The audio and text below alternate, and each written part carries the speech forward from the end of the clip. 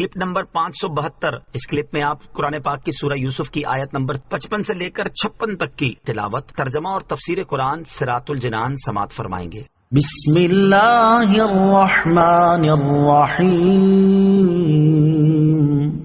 اللہ کے نام سے شروع جو نہایت مہربان رحمت والا ہے۔ قال اجعلنی علی خزائن الارض انی حفیظ علیم۔ ترجمہ، یوسف نے فرمایا مجھے زمین کے خزانوں پر مقرر کر دو، بے شک میں حفاظت والا علم والا ہوں۔ قال، فرمایا، تفسیر صراط الجنان میں ہے، حضرت یوسف علیہ الصلوۃ والسلام نے بادشاہ سے فرمایا اپنی سلطنت کے تمام خزانے میرے سپرد کر دے، بے شک میں خزانے کی حفاظت کرنے والا اور ان کے مصارف کو جاننے والا ہوں۔ بادشاہ نے کہا آپ علیہ الصلوۃ والسلام سے زیادہ اس کا مستحق اور کون ہو سکتا ہے؟ چنانچہ بادشاہ نے حضرت یوسف علیہ الصلوۃ والسلام کے اس مطالبے کو منظور کر لیا۔ وَكَذَلِكَ مَكَّنَّا لِيُوسُفَ فِي الْأَرْضِ يَتَبَوَّأُ مِنْهَا حَيْثُ يَشَاءُ نُصِيبُ بِرَحْمَتِنَا مَن نَّشَاءُ وَلَا نُضِيعُ أَجْرَ الْمُحْسِنِينَ۔ ترجمہ، اور ایسے ہی ہم نے یوسف کو زمین میں اقتدار عطا فرمایا، اس میں جہاں چاہے رہائش اختیار کرے، ہم جسے چاہتے ہیں اپنی رحمت پہنچا دیتے ہیں اور ہم نیکوں کا اجر ضائع نہیں کرتے۔ وَكَذَلِكَ، اور ایسے ہی تفسیر صراط الجنان میں ہے، یعنی جس طرح ہم نے اندھیرے کنویں سے نجات دے کر، قید خانے سے رہائی عطا فرما کر اور بادشاہ کی نگاہوں میں معزز بنا کر حضرت یوسف علیہ الصلوۃ والسلام پر انعام فرمایا، اسی طرح ہم نے حضرت یوسف علیہ الصلوۃ والسلام کو مصر کی سرزمین میں اقتدار عطا فرمایا اور سب کچھ ان کے تحت تصرف ہے۔ حضرت یوسف علیہ الصلوۃ والسلام کی بادشاہت۔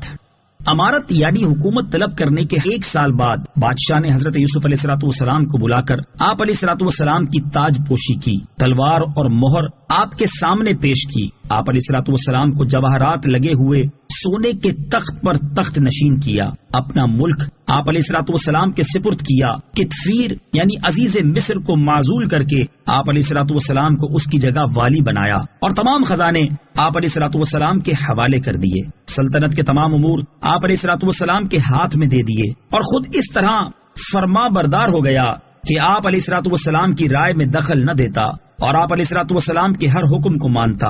اسی زمانے میں عزیز مصر کا انتقال ہو گیا تو بادشاہ نے زلیخا کا نکاح حضرت یوسف علیہ الصلوۃ والسلام کے ساتھ کر دیا۔ جب حضرت یوسف علیہ الصلوۃ والسلام زلیخا کے پاس پہنچے تو اس سے فرمایا کیا یہ اس سے بہتر نہیں ہے جو تو چاہتی تھی؟ زلیخا نے عرض کی اے صدیق، مجھے ملامت نہ کیجیے، میں خوبرو تھی، جوان تھی، عیش میں تھی اور عزیز مصر عورتوں سے کوئی سروکار ہی نہ رکھتا تھا، اور آپ علیہ الصلوۃ والسلام کو اللہ تعالیٰ نے یہ حسن و جمال عطا کیا ہے، بس میرا دل اختیار سے باہر ہو گیا اور اللہ تعالیٰ نے آپ علیہ الصلوۃ والسلام کو معصوم کیا ہے، اسی لیے آپ علیہ الصلوۃ والسلام محفوظ رہے۔ مروی ہے کہ حضرت یوسف علیہ الصلوۃ والسلام نے زلیخا کو کنواری پایا اور اس سے آپ علیہ الصلوۃ والسلام کے 2 فرزند پیدا ہوئے، ایک کا نام افراسیم اور دوسرے کا میشا تھا۔ یوں مصر میں آپ کی حکومت مضبوط ہوئی۔ حضرت یوسف علیہ الصلوۃ والسلام نے مصر میں عدل کی بنیادیں قائم کی، جس سے ہر مرد و عورت کے دل میں آپ علیہ الصلوۃ والسلام کی محبت پیدا ہوئی۔ آپ علیہ الصلوۃ والسلام نے قحط سالی کے دنوں کے لیے غلوں کے ذخیرے جمع کرنے کی تدبیر فرمائی، اس کے لیے بہت وسیع اور عالی شان گودام تعمیر فرمائے اور بہت کثیر ذخائر جمع کیے۔ جب فراخی کے سال گزر گئے اور قحط کا زمانہ آیا تو آپ علیہ الصلوۃ والسلام نے بادشاہ اور اس کے خادموں کے لیے روزانہ صرف 1 وقت کا کھانا مقرر فرما دیا۔ ایک روز دوپہر کے وقت بادشاہ نے حضرت یوسف علیہ الصلوۃ والسلام سے بھوک کی شکایت کی تو آپ علیہ الصلوۃ والسلام نے فرمایا یہ قحط کی ابتدا کا وقت ہے، پہلے سال میں لوگوں کے پاس جو ذخیرے تھے سب ختم ہو گئے اور بازار خالی رہ گئے۔ اہل مصر حضرت یوسف علیہ الصلوۃ والسلام سے اپنے درہم و دینار کے بدلے میں غلے خریدنے لگے، یوں ان کے تمام درہم و دینار حضرت یوسف علیہ الصلوۃ والسلام کے پاس آ گئے۔ دوسرے سال مصریوں نے زیور اور جواہرات کے بدلے میں غلوں کی خریداری کی، یوں ان کے تمام زیورات اور جواہرات حضرت یوسف علیہ الصلوۃ والسلام کے پاس آ گئے۔ جب لوگوں کے پاس زیور اور جواہرات میں سے کوئی چیز نہ رہی تو انہوں نے تیسرے سال چوپائے اور جانور دے کر غلہ خریدا. یوں پورے ملک میں کوئی شخص کسی جانور کا مالک نہ رہا. چوتھے سال انہوں نے غلے کے لیے اپنے تمام غلام اور باندیاں بیچ ڈالی. پانچویں سال اپنی تمام اراضی، عملہ اور جاگیریں فروخت کر کے حضرت یوسف علیہ الصلوۃ والسلام سے غلہ خریدا. اس طرح یہ تمام چیزیں حضرت یوسف علیہ الصلوۃ والسلام کے پاس پہنچ گئیں. چھٹے سال جب ان کے پاس کوئی چیز باقی نہ رہی تو انہوں نے اپنی اولادیں بیچ دیں اور اس طرح غلہ خرید کر اپنا وقت گزارا. ساتویں سال وہ لوگ خود بک گئے اور غلام بن گئے.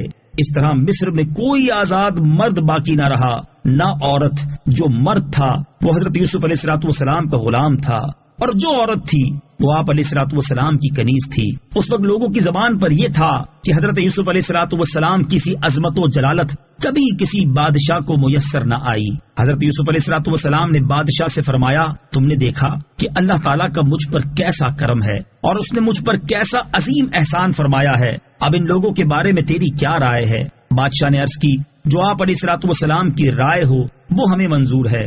ہم سب آپ علیہ الصلوۃ والسلام کے تابع ہیں. حضرت یوسف علیہ الصلوۃ والسلام نے فرمایا، میں اللہ تعالیٰ کو گواہ کرتا ہوں اور تجھے گواہ کرتا ہوں کہ میں نے تمام اہل مصر کو آزاد کر دیا اور ان کے تمام املاک اور کل جاگیریں واپس کر دی. اس زمانے میں حضرت یوسف علیہ الصلوۃ والسلام نے کبھی شکم سیر ہو کر کھانا نہیں کھایا. ایک مرتبہ آپ علیہ الصلوۃ والسلام سے عرض کی گئی کہ اتنے عظیم خزانوں کے مالک ہو کر آپ علیہ الصلوۃ والسلام بھوکے رہتے ہیں. آپ علیہ الصلوۃ والسلام نے فرمایا، میں اس اندیشے سے بھوکا رہتا ہوں کہ سیر ہو کر کہیں بھوکوں کو بھول نہ جاؤں. سبحان اللہ عز وجل، کیا پاکیزہ اخلاق ہیں. مفسرین فرماتے ہیں کہ مصر کے تمام مرد و عورت کو حضرت یوسف علیہ الصلوۃ والسلام کے خریدے ہوئے غلام اور کنیزیں بنانے میں اللہ تعالیٰ کی یہ حکمت تھی کہ کسی کو یہ کہنے کا موقع نہ ملے کہ حضرت یوسف علیہ الصلوۃ والسلام غلام کی شان میں آئے تھے اور مصر کے ایک شخص کے خریدے ہوئے ہیں، بلکہ سب مصری ان کے خریدے اور آزاد کیے ہوئے غلام ہوں. حضرت یوسف علیہ الصلوۃ والسلام نے جو اس حالت میں صبر کیا تھا اس کی یہ جزا دی گئی.